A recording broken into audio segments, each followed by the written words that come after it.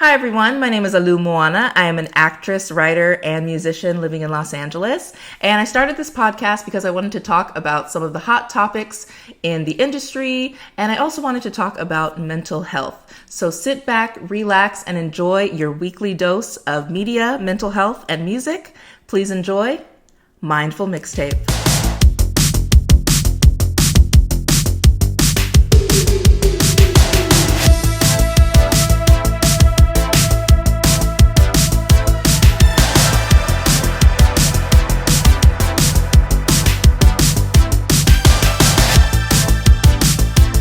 In today's episode, we'll be talking about Hollywood burnout.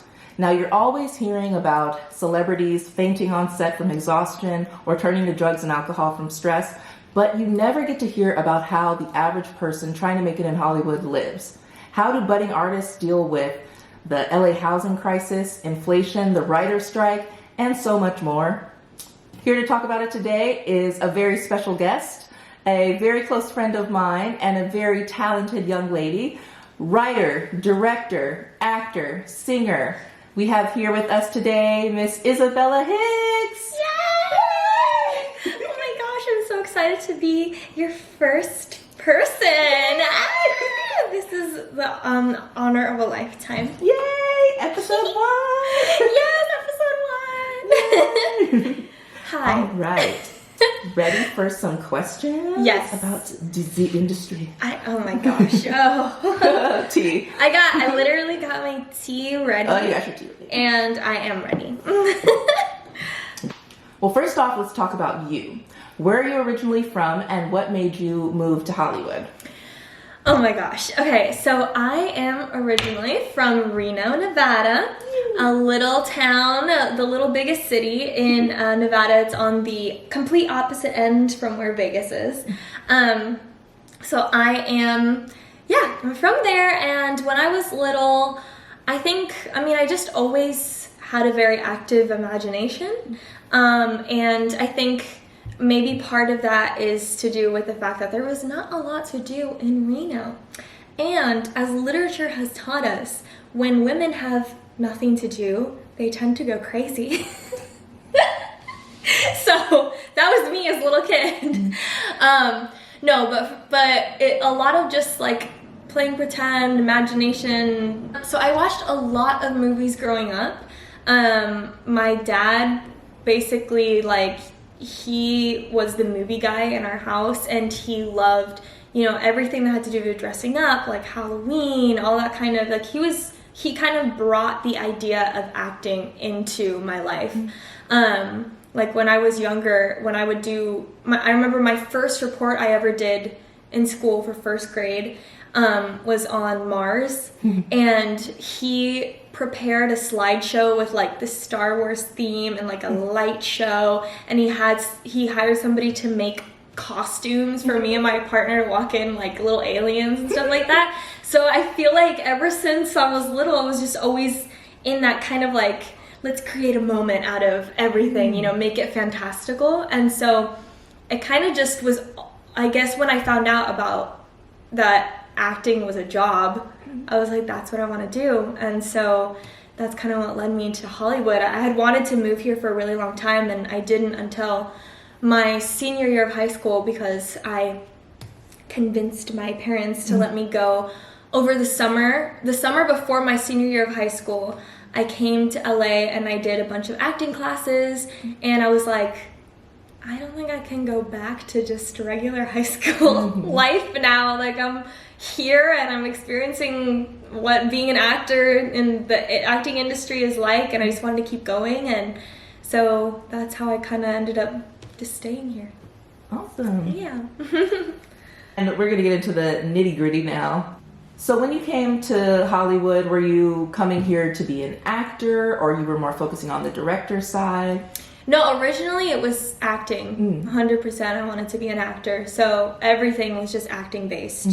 So it was just gung-ho. That's what I'm focused on, for sure, yeah. And what made you go into directing? The acting industry. Yeah, Yeah, just the experience of the acting industry is very different from acting itself. you know? It's just, it kind of drove me crazy. And I was like, I just want to be a little person. Like, I just want to be a little character, you know? I'm not here for all this insanity that goes on and like the struggle, which is just like, you know, trying to be good enough, that kind of thing. That's what led me to want to be a director. I was like, no, I'm not vibing with that. I just want to be the things that I think are fun, you know? So that was... Because there's a lot of red tape with acting. People don't realize you don't just come to LA and you immediately start auditioning and all this. There's so much red tape. You have to get expensive headshots, take expensive classes, try to get an agent if that's the route that you want to take. And people don't realize like how difficult and expensive all that is. So that segued into my next question, which was, what was the hardest part about breaking into the industry for you? The hardest part is finding someone to guide you, I think. And every step of the way, even now, I'm just like, I wish someone could help me and like tell me like, what do I do next? Because you're just trying to figure it all out. So I think that's the hardest part for me. That's so true. And I experienced that too. I moved to LA like, I don't know, 14 years ago or something like that. And when I moved here, there weren't all these like Instagram videos showing you like what to do. Like now we actually have a lot of resources. We have little channels and people telling you how to break into the industry, and and it's still, you know, just bits and pieces, but people will always tell you things, and then they'll just tell you things that sometimes are really wrong. And I'm like, like no one wants to give you a direct thing because everybody's competition. Yes, you know? It's like have a competitive edge. Yeah, so it's like even if you do want to be a nice person, it's almost like that's not, and we've talked about this before, but that's not really rewarded, being a nice person here, and that really sucks. One thing that's always like bugged me about, you always hear these stories about people who are like, yeah, I moved to LA with 5 cents in my pocket and now I have an Oscar. But they never say what happened between the 5 cents in your pocket and how did you find housing? How did you get your headshots? How did you do all that? Exactly. That always bugs me too, because I'm like, okay, well, you tell us that that's the thing, but then you never actually tell us what the story is. Yeah. And I've always thought that, and I mean, like my promise to myself is that if I ever am at a point where like I get to some level where it's considered successful, like I want to tell people exactly what happened. And I think like this is gonna be kind of, you know, a proof of like, it's so hard. There's no rules, there's no guidance, there's nothing. And then and that's the thing that sucks the most, is hearing these people say, well, I started at the very bottom, then there, I got here, you know? Yeah. What happened in between what was the middle part? You left out the middle part. I know, like, they don't really talk about how they struggled, you know? They just say that they struggled. They don't talk about it, and it's kind of like, I don't know, it's weird. I'm more interested in that part, you know? Me too. So, I don't know, that's kind of, that's a good question. Oh, thank you. Going back to talking about you being a director. Yes, so Director mug. So, tell me what it is about directing that you really love. Oh my gosh. There's so many things I love about being a director. First of all, I just feel like I've seen, first, the thing that mainly wanted me to be a director was seeing how actors were treated. And I was like, I just don't want to treat people like that. I don't like that people are treated like how actors are treated.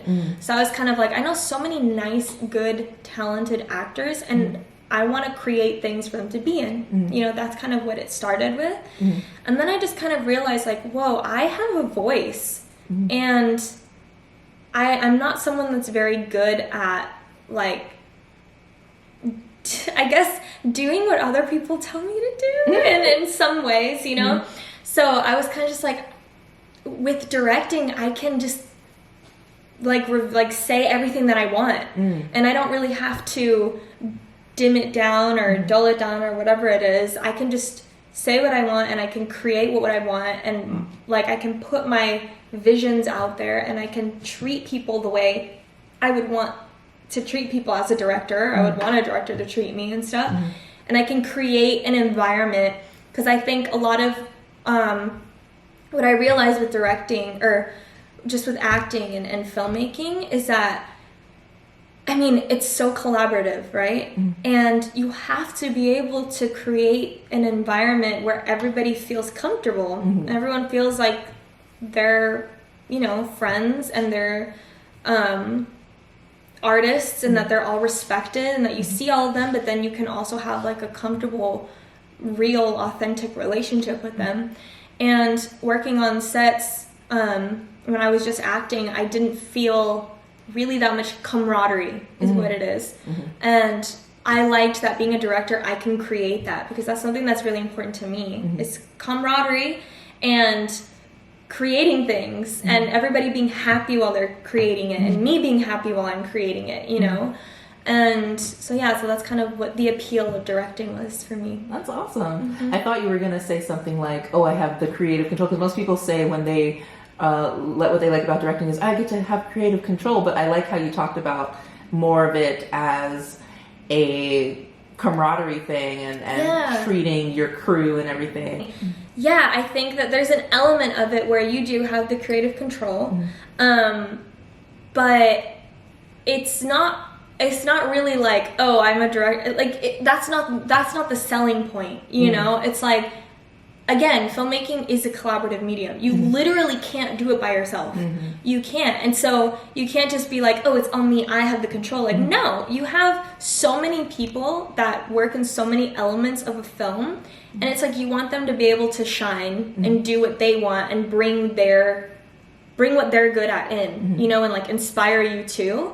So I think it's like it's weird. It's like there is some aspect of creative control, again, where it's like, I can write the script, I can choose what the story is, I have a vision for it, and people work to create that vision, but I want them to bring themselves into it too, you know. And I think that's the difference between like a really good film and a not good film, I guess. Or a good director and a great director, you know. That's what I like to think, at least. What's your favorite project that you've directed or worked on or directed/written? So I've gotten to make 4 short films, and my favorite one, there's kind of like, I have 2 favorites, and for different reasons. One of them, I loved the film and the art and everything that came out of it. I don't feel like I was able to get as close with the people I was working with, also because it was a school thing, which is weird, because you would think that it was, you know, you have more time to get close to people, but like film school, everybody's running around trying to do different stuff all the time. So I did make good relationships with my actors, which I was really, really happy with, and I worked with a lot of really talented, like, you know, the key crew members and stuff that are still friends of mine to this day. I just wish that there was still more of that camaraderie and all that kind of thing, because the one that I filmed, the second one that I did in Cuba, was all, we had to work together, we had to be a team, we had to be a unit, and we had to trust each other. And there's something really special about that, because we created something. We had 5 hours to create this film. 5 hours, and there was like noise all over the place, and people singing in the streets, and this guy on the balcony next door who was like sawing a table and stuff like that. It was crazy. We had to be like, please, can you be quiet? Like, we're trying to film, all that kind of thing. And we hadn't seen the location, and there's no Wi-Fi, and there's no way to call people or go. For us to figure anything out in Cuba, it was like really difficult. So we just got there and trusted each other and said, okay, we like this, we like that, we like that. These are kind of my little shot list ideas. Let's try to get something like this. And we got it. And it looks so beautiful in the end. Like, more beautiful than I could have anticipated. And it was because we all trusted each other and had a fun time, and everybody brought what they were good at in. And yeah, I think so. The 2 different reasons that I liked them, like the other one that I was talking about visually, like that was a vision that was in my head for a really long time, and it was brought to life. So that's why I was like, that was the coolest feeling ever. But I don't know whether that's the coolest feeling or having like just, I don't know, both of those things. They need to combine. Yeah. Having a vision and having a team that trusts you. Yeah. That's it. For people who are curious, can they watch those films? Are they up somewhere? Yeah, actually, they're on my YouTube. Which, I don't know, are you going to do like Instagram or I'll something? do a plug at the end. Yeah. Okay, yeah, we can plug it. Yeah. Oh, by the way, those films are called Lata and Loteria. Ooh, yes. Lata is the Cuba one, and then Loteria was my thesis film in school. Oh, perfect. Yeah. Yay. So next question is, how has the writer's strike affected you? Okay, well, it is very hard to get a job in general as a graduate, film school graduate right now, and so I'm kind of relying on, I still act, but I kind of take it as like a hobby right now. I use it more as a hobby because I don't, just getting too tangled up in the acting industry just like left me with some battle scars and stuff like that.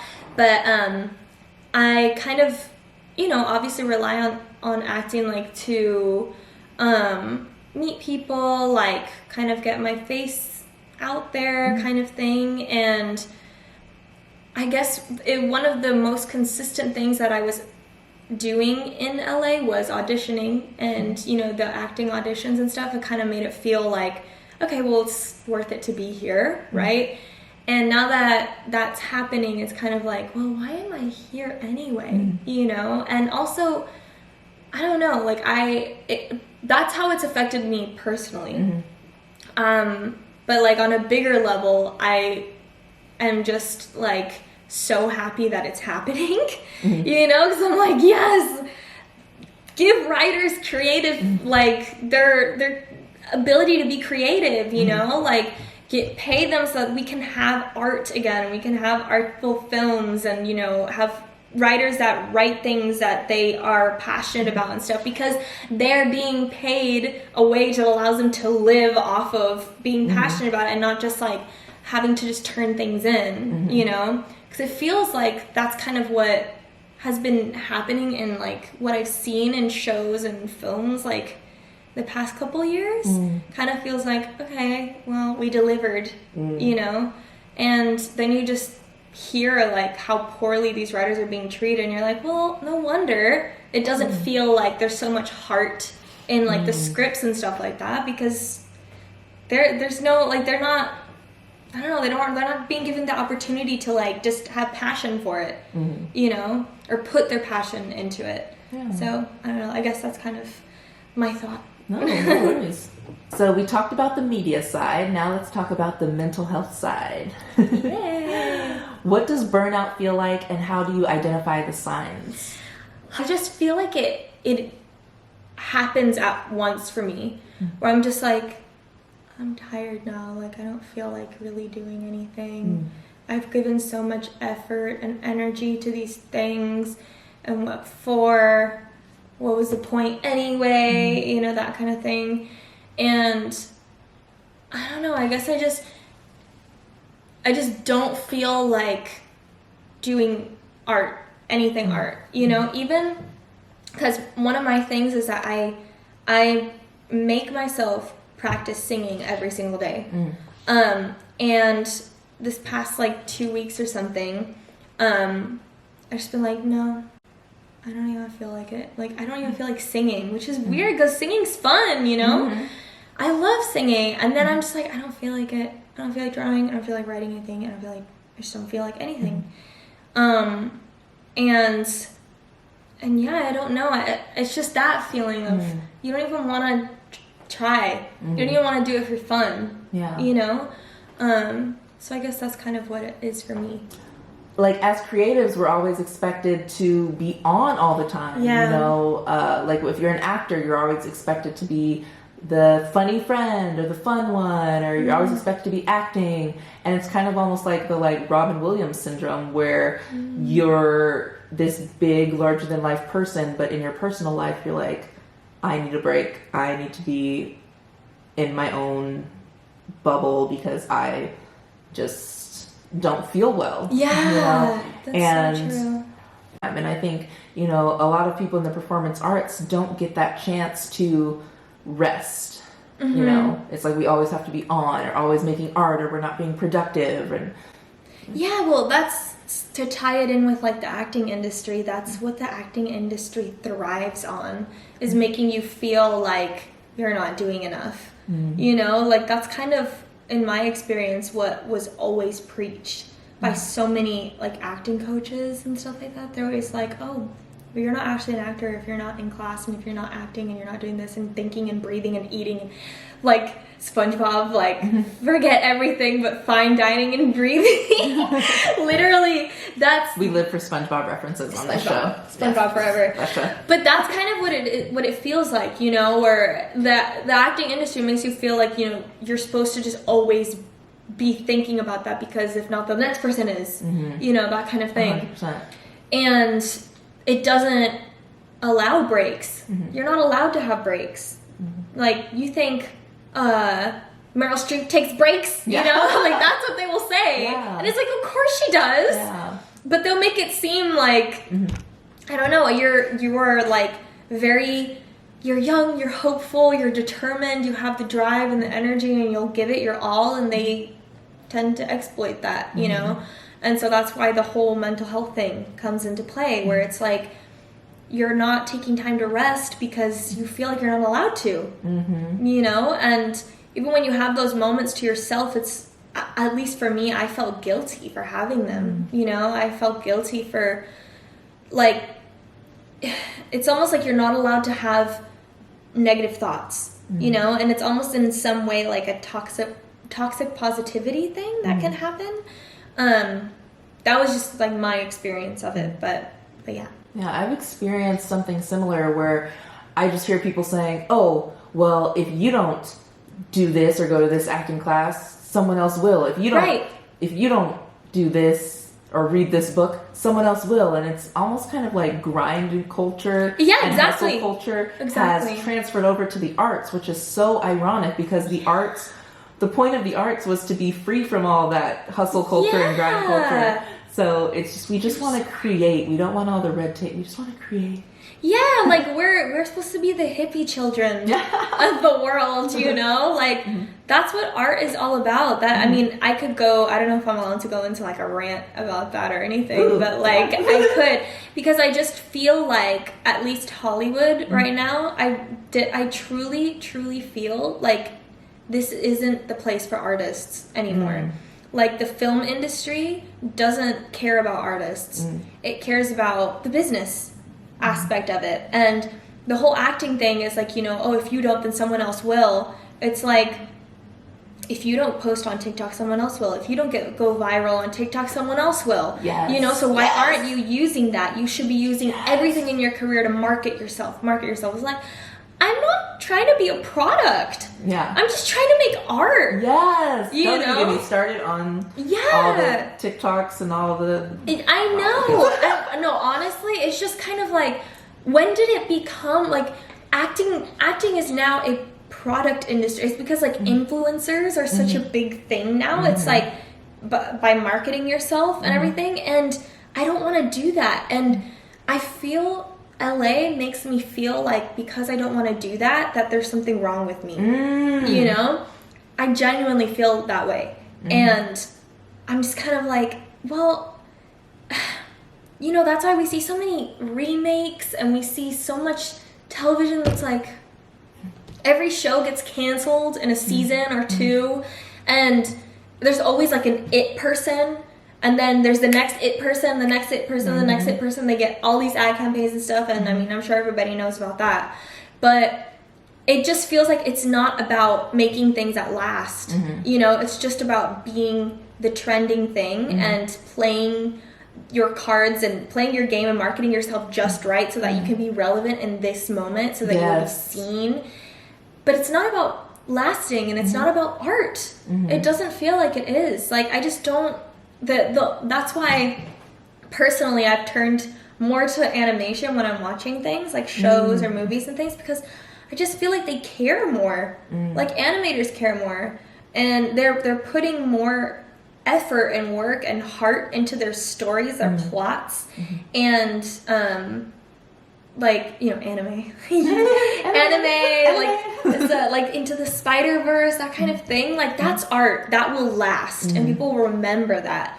But I literally can't even name a show right now that I can think of because I don't even remember what's on. Because it's just like so much stuff always constantly being made, and not to last, just to be made, just to like put it out there and like capitalize on the moment and what's trending and all that stuff.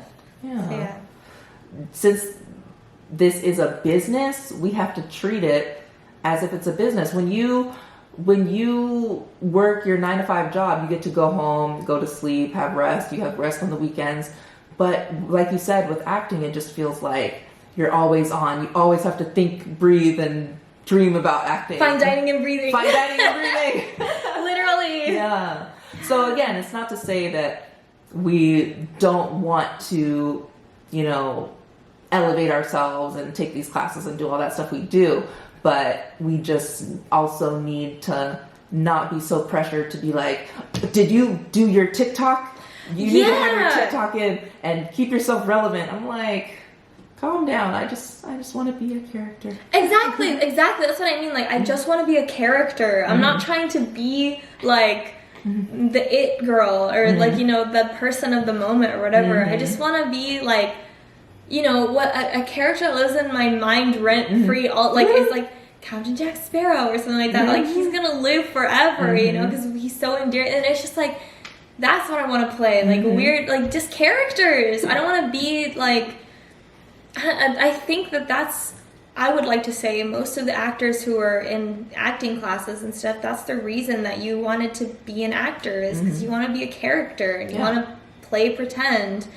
And yeah, I just feel like more and more LA doesn't care if that's what you want, or if that's what originally, like if that's what originally movies were about, and the whole industry itself, like, you know, it was escapism.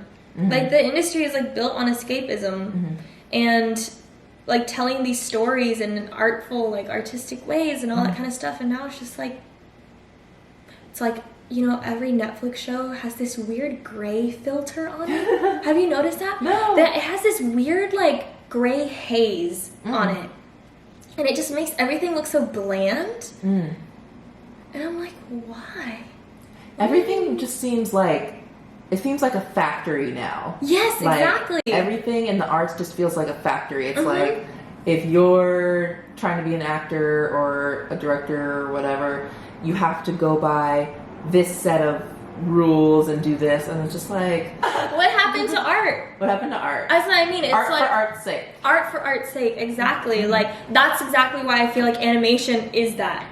Art for art's sake is animation. I don't know if you saw this recently, but Guillermo del Toro, he just said that he had 5 films rejected from major studios recently. 5 films. Guillermo del Toro wants to make a film, he comes to you, gives you an idea, and you say no? What? And then they say yes to, like, I don't even know. Lyle Crocodile. Yeah, like something so just bland and like, I literally can't. I haven't seen Lyle Crocodile, I'm sorry. Yeah. For anyone who likes that movie. Yeah. I mean, I don't know. Again, I literally I can't name something because nothing has drawn my attention. You know what I mean? Like, there's nothing that stands out to me that I'm like, oh, I want to go see that besides Barbie. I want to see Barbie, which I'm happy for Barbie and Oppenheimer because they're going to save movie theaters. But it's just like, imagine Guillermo del Toro, who made Pan's Labyrinth, comes up to you and says, I have this idea for a movie. And like, imagine it was Pan's Labyrinth and you're like, no, because it's artistic and it's different and it's creative and all that stuff. And the industry doesn't care about that. Like, they want things that are easily digestible. So it's like, they would probably maybe say, they would choose like a digestible, easy monster movie in the English language that is very like, you know what I mean? Instead of like Pan's Labyrinth. How are you gonna reject Guillermo del freaking Toro 5 times? And then said like, oh, I have like maybe 1 or 2 live actions left in me, and then I want to focus solely on animation. Because in animation there's more creativity. Because like did you see Pinocchio? I haven't seen the new one. It's so good. And like that's what I mean, like animation, they care. That's where art is right now. But unfortunately it's like, not everybody knows how to do animation and stuff, so. Yeah, that's crazy about animation because Across the Spider-Verse is doing numbers. I know.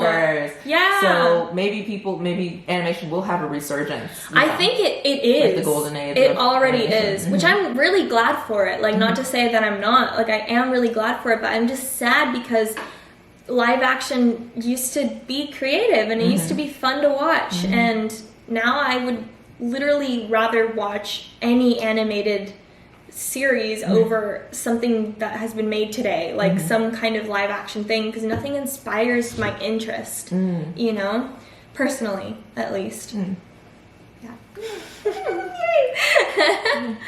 Yeah, we got off on a tangent. I know. Okay. I like the tangent. Yeah, you can take what you want from that, Yeah, so let's give our listeners some actionable things to do. What are some tools that you use to deal with burnout? Well, honestly, I'm just like, time. I just need time. I know I need time to rest, and I know that I'm not being lazy, because I know I have worked so hard and I have so many projects that I've been putting so much passion and energy into, and so I just kind of allow myself to have the time to just relax and to just kind of disconnect. And that was something that, again, this like past 2 weeks, I was totally burnt out. I was like, I can't write anything, I can't draw anything, I can't sing anything, I don't feel like doing any of that stuff. And I remember a friend asked me like, well, what can you do to, get out of that? And I was like, honestly, it's just time. Like, I can't do something, that's the opposite of what I need to do is something, I need to do nothing. I need to relax or whatever. And then yesterday we filmed a music video and I was so inspired again. I was so excited. We just filmed it with just a camera. That was it. It was just a camera and us. And we went to this cool location and we were dressed up in our cool costumes, and it just felt like, this is what I like to do, And it was just like the pure joy of it, and just how it was like, because it wasn't even a planned music video. It was like, let's just go to a place and make things out of it. And that's what we did. And I was like, oh, this is why I love doing this, working with people who are also creative and who trust me to like bring my creativity and who just want to have a fun time, So I think that's like my dealing with burnout tips. Cool. So just basically to reiterate for you listeners, just take time. Hopefully you have the option to take time, because if you're doing the same thing every day, even if it's something you think you love, you are going to get burned out. Just especially if it's like it turns into a business. Right. Say you get stressed. You get stressed. And the funny thing is that people are like, oh, well, if you can't handle that, then you're not a real actor. You don't care that much. And it's like, can you calm down? Yeah. Like, I love this. Yeah. I don't love deadlines, obviously, or something, or it's just, it's unfair to say that about people. Yeah. It's like, when you have kids, it's like, you love your kids. You would do anything for your kids, but you need a break once in a while. You can't just be with your kids 24/7. I don't care how much you love your kids. You can't be with them 24/7. And it's the same thing with anything. It's the same thing with your career. It's the same thing with art. Yeah, I think it's hard when you're an artist because it's like, being an artist isn't a job. It's who you are. Exactly. So it's like you go to your job and you're doing, like art. Like if you got cast in something, like you go and you're doing your art and everything, and you come back home and you're still an artist. You're like, oh, I want to paint something, I want to draw something, I want to write something, I want this or that or whatever. Like it's still there, And when it's monetized, when who you are as a person is monetized, that's such an odd feeling. It's so weird. You don't feel like, it feels fake, because you're just like, I remember during the pandemic, so many people were making art, and they were starting Etsy shops, and they were selling prints, and like that was a huge thing. It was like, oh well, I can sell prints and I can make money and all that stuff, and then they would get sad because they'd be like, well, I don't really like, I feel like I'm just painting to paint to sell things, and it gets hard. Like that's it's hard to balance it, you know. It really is. And like you put so much time and work and energy and heart and soul into something, and it's like, okay, now you can breathe. Like take a bit to like breathe, get re-inspired, and then let's go again. You know? But yeah, being an artist, it's not a full-time job, it's just who you are. Yeah. You know? And I think that's the problem, is that we started calling it a full-time job or trying to make it one, you know? So what advice do you have for upcoming actors, directors, and writers so that they don't get overwhelmed by Hollywood? Oh my gosh. I wish I had like so much advice. I'll start like, we could do one podcast episode where it's just like advice. Yes, I would love that. I mean, I think the most important piece of advice that I could give is don't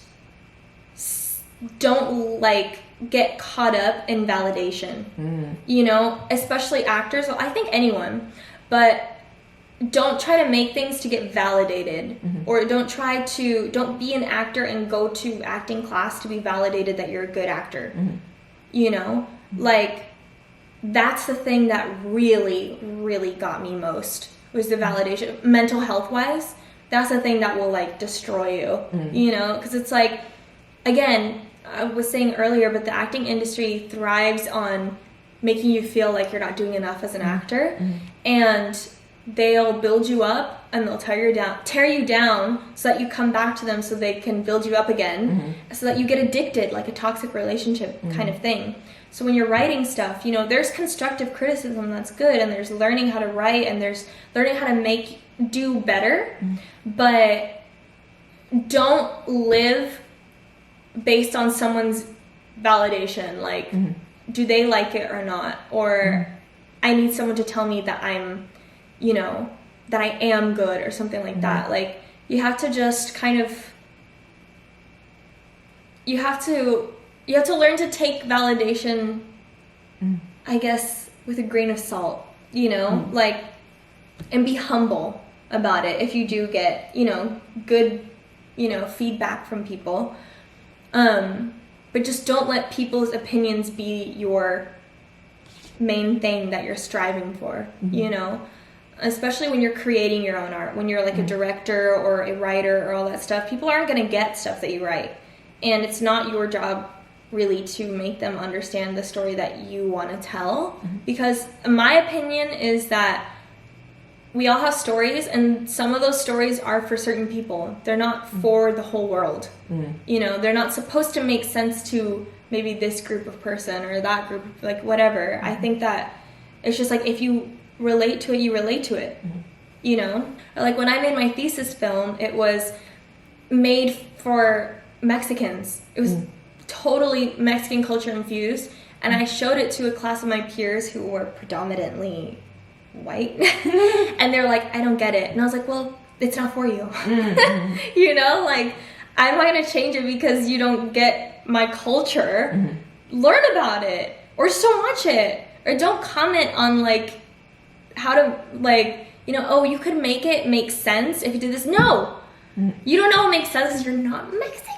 You know, like, that's what I mean. There's art that's for art's sake, that kind of thing. Like art for that actually comes from perspective, that comes from people that like have a voice, that have a something, like, again, a perspective, a world that they come from, and that's not for every single person. And that's exactly the problem that I feel is in today's film industry, is they're trying to make something that is for every person, and that's why there's not as much juice or heart in things, because it's too broad.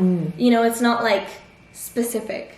So again, I guess validation. I'm like, if you feel like this is you, don't change it then. That's you. That's kind of the validation that I mean. Like, don't change what you're doing or what you're writing or what you want to direct or the things you want to act in, like, because someone says that, no, you would fit this better, or you're not that, or you're better when you do this, or whatever, you know? Again, it's like, take it with a grain of salt. Like, maybe there's some useful hints there, like, that can help you with stuff, but, like, do you. That's the most important thing.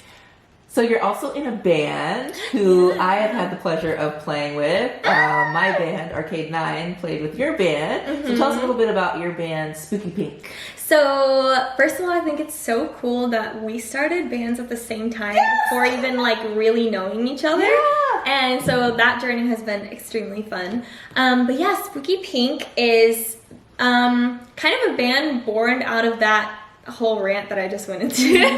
Out of the philosophy of, like, don't, you know, look for other people's validation, just, like, do you. So, Spooky Pink is, like, a pop punk band, and we basically say that all our songs have different dads. That's kind of how we describe ourselves, because we just like so many different things, and we want to try so many different things. And so Spooky Pink is a combination of, like, everything that we love, me and my bandmate Carlos. We love Halloween. We love, like, Japanese culture. We love punk. We love jazz. We love rock. We love vampires. We love My Melody. I love My Melody. Sanrio. We love Disney. We love horror. We love, like, all that kind of stuff. So it's just like, let's mix everything that we like into a band. And so what we do with our songs is we try to write stories. Or I'm the songwriter, and so I write a lot of poetry, and a lot of my poems are like story. And so with the music, we collaborate, and we try to make it kind of like a musical story in some way, or like it's like our the guy who masters our songs, he's like, I feel like every time I listen to your song, it's like a short film, or it's like a movie or something. And I'm like, that's good. That's what we want, you know? It's kind of like making audio movies or something is what we're trying to do with Spooky Pink. So yeah, that's kind of how it came to be. That's awesome. Yeah. So before we get into where we can find you and all that, we actually have some fan questions. Oh! Yes, so thank you to the people who sent in questions. If you want to send in a question for a guest, the prompts are always going to be on my Instagram, @Alu the Mermaid. So look out for those so that you can have your question answered on the show. So the first question comes to us from Hope Algio, who asks, how do you draw the line between paying your dues and maintaining self-respect for your craft? What's your philosophy on the initial grunt work you put in as it pertains to fulfilling your dreams, especially when it comes to taking gigs, because people will take advantage of that? Okay, oh God, that is a very good question.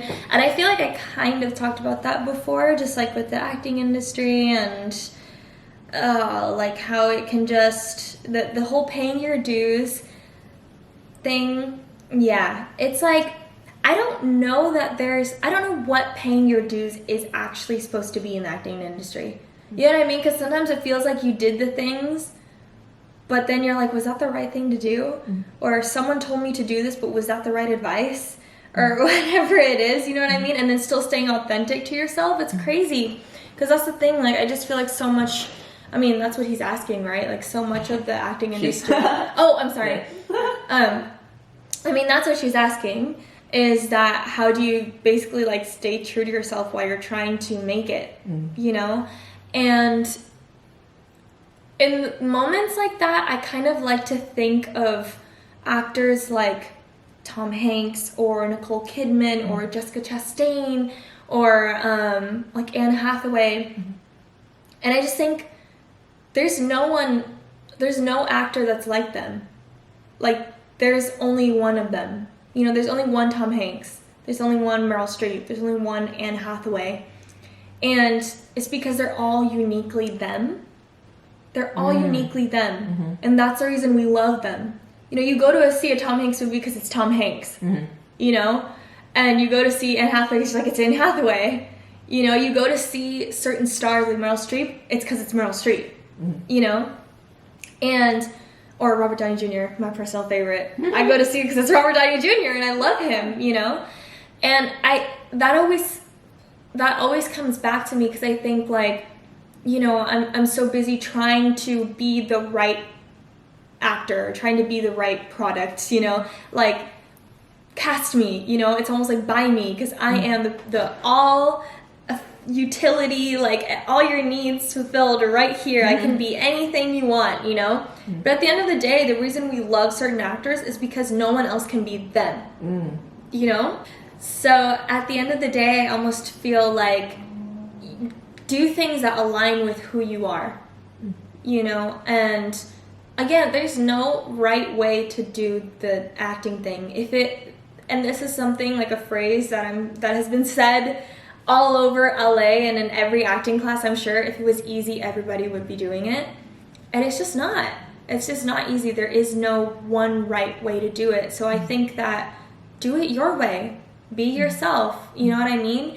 Even though there's easy ways to get noticed and to be marketed and to be like the it person, it's only because you are embodying what is trending.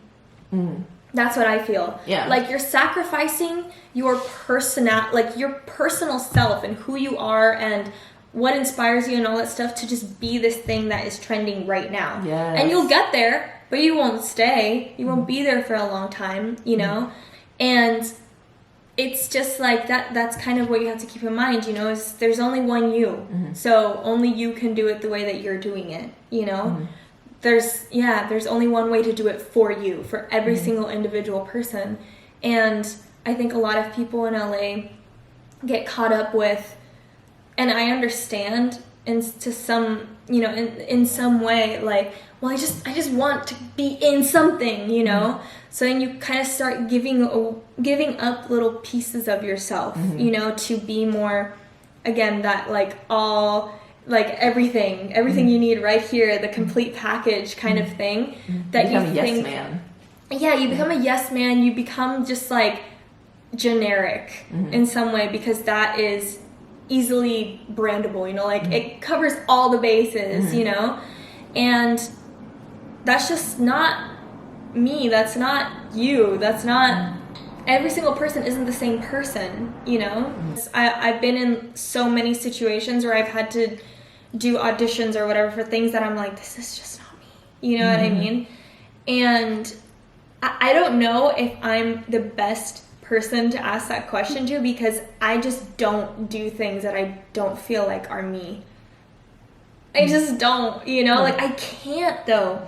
It's like I physically cannot make myself be into it if I'm not into it, you know?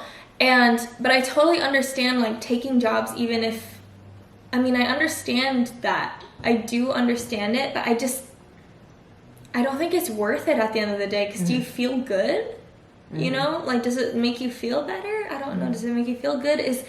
I would hate to build a career where I was just, like, taking jobs I didn't necessarily like, but they would get me closer to what I wanted. But then when you get to what you want, you basically like built up this path of like this persona, this image of yourself, you know, that Hollywood wants to maintain. So then it's like, what were you doing those things for? You didn't even get to be you in the end. Yeah, you left behind a trail of trash, basically. Yeah, it's just, yeah, exactly. It's like imagine you are a singer and you write a hit that you're not necessarily like passionate about, but you're like, okay, like I wrote it, whatever. It's a fine song, like it's fun, whatever. It's not my favorite song, but that's the only song that people want to ever hear, ever.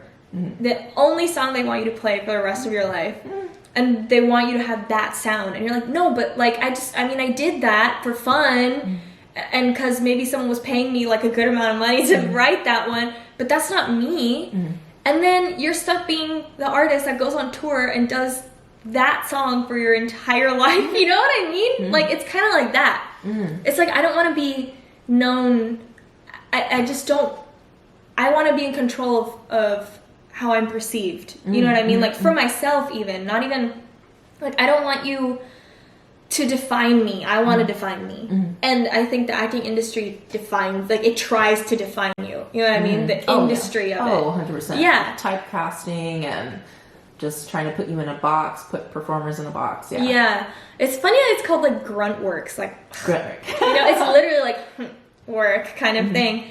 And it's like, I don't know. I think it's different when you're an artist.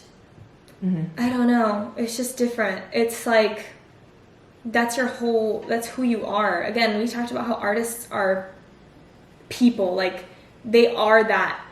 Every day, every minute of the day, you're an artist. And I just find it really hard. I'm really bad at it, at saying yes to things that just don't feel like me. Because I won't, like, there'll be no passion behind my eyes. You will be able to tell, you know? And, yeah, I don't know. I guess I'm just, that's my philosophy, is I just wouldn't do it, I guess, you know? We're already above the curve of many other actresses, because a lot of actresses come down here and they will just do whatever. They're like, oh, do this nude scene for $50. Yeah, exactly, yeah. As an artist, it's not that you know who you are completely, but you know who you are right now, and you know what things align with that or don't align with that. And I don't know, I just can't do things that don't align with how I feel or who I am right now. You know, I feel like I'm betraying myself. It's the worst feeling. And then I don't even enjoy it while I'm doing it. And then I get home and I'm like, I feel so gross. So I'm like, that wasn't even me. You know, like, that's not even who I am. Why did I even do that? You know? It sounds like you're talking about, like, a bad sex. That's literally what it's like. Like, taking a bad acting job is like having bad sex. That's really funny. Oh my god. You're just like, ew, I feel so gross. I want to take a shower. Like, take this off of me. Oh my god, that's funny. But yeah, I guess that's me. We have one more question. Jordan Nelson asks, how long did it take to get a role that you truly enjoyed? I know some people say a role is a role, but when did you find something that you truly enjoyed? I think the roles that I've most enjoyed are ones that I've written for myself. It has taken me 10 years to realize what kind of roles I want. I mean, I've known what I want, like the roles that I want and things, but it's taken me 10 years to realize that, like, that whole thing about what kind of image am I building of myself? You know what I mean? I don't like these other roles that I've done before. They're not me, you know? And until I started writing my own roles, that's when I had my favorite roles. So yeah, so I would say I wrote my favorite roles. That's amazing. Yeah. Yeah. So, Isabella. So, hello. Where can people find you and your work and your band?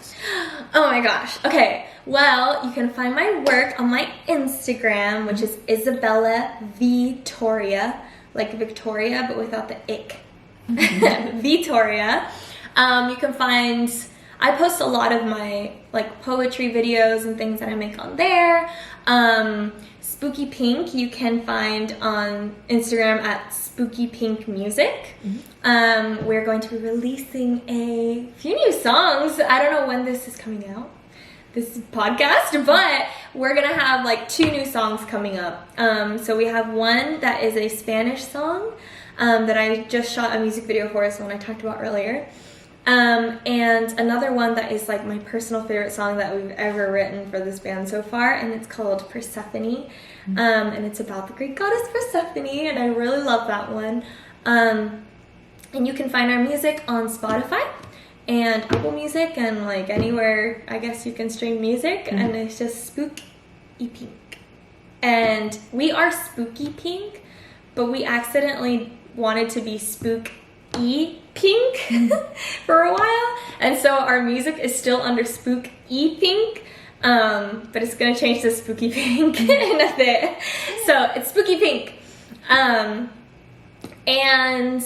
yeah, and then I have my YouTube is linked in my Instagram bio, so you can see my videos and like my short films that we talked about and everything.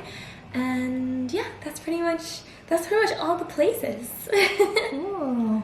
Thank you so much for being here, Isabella. This is your house. I know. Thanks for coming over to my house. Thank you so much for being on the podcast. And to those of you at home, I hope we gave you some tips and tricks to helpfully stop burnout in your own lives and some inspirational thoughts. Make sure to like, subscribe, and follow if you like this podcast. And if you're listening to the audio version of this podcast, make sure to rate and subscribe. Thank you so much, and stay rad. Stay rad. Yeah. That's a good ending. I like that. You've been listening to Mindful Mixtape with Alu Moana, your weekly dose of media, mental health, and music. Stay tuned for future episodes on YouTube and wherever you listen to podcasts.